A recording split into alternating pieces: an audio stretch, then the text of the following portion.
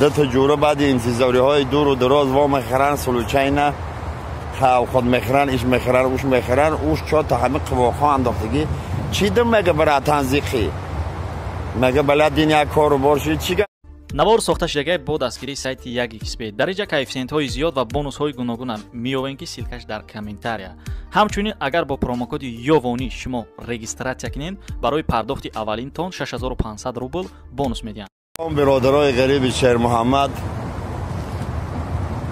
چه خیلی که میگویم بزرگوارا دوست آن باشد که گیرد دست دوست در پدیام در نشوگی در سپوسک. مرحمت خیسی نوبتی شما به خاطر شما برادرها ما همه درو خیر به چکاو ما گردیم نه که در لب شما خنده باشه برادرها. دو تا جوره بعد انتظاری های دور و دراز وا میخرن سلوچینه خود میخرن ایش میخرن اوش میخرن اوش چا تا همه قواخا انداختگی چی دم مگه برای تنزیقی مگه بلدین یک کارو باشید چی گپ شید مگه من خیلی خفیدم جین خفیدم بله زارو کرد که من سرته لبای خواهش اجرا میکنم. ما گفتم که یک خواهش دارم همین مردینگی من رنگ مردینگی اصل باشه.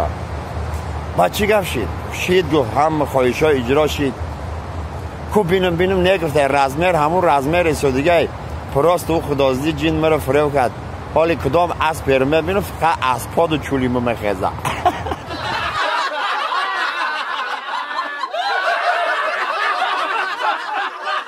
برادرای عزیز همه تانه با چمپیون شدن براد حبیب تبریک کده به همه تان سربلندی خانه آباد تمنا میکنم.